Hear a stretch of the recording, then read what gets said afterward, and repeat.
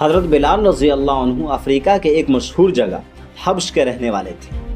अरब के लोगों ने उन्हें और उनके बाप को उनके वतन से पकड़ कर लाए थे। काफ़ी वक्त तक वो एक काफिर उमैया बिन खल्फ के गुलाम बने रहे।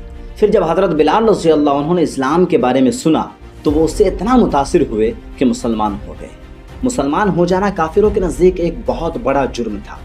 हज़रत बिलाल रज़ी अल्लाह अन्हु जब मुसलमान हुए तो उनके मालिक ने उन पर बहुत जुल्म सितम किया। वो उन्हें गर्म पत्थर पर लिटा देते थे, फिर पेट पर एक बड़ी पत्थर को रख देते थे और वो कहते थे कि बिलाल, अगर तूने इस्लाम को न छोड़ा तो मैं तुझे ऐसे ही सख्त सजाएं देता रहूँगा। अब उनसे बचना तेरे ही इख्तियार में है कि तू इस्लाम छोड़ दे और इस सख्त सज़ा से बच जा। हज़रत बिलाल रज़ी अल्लाह अन्हु बड़े सच्चे मुसलमान थे और सब्र इस्तक़लाल के पक्के थे। आपने तकलीफ़ें उठानी बर्दाश्त की मगर हक़ को छोड़ना गवारा न किया।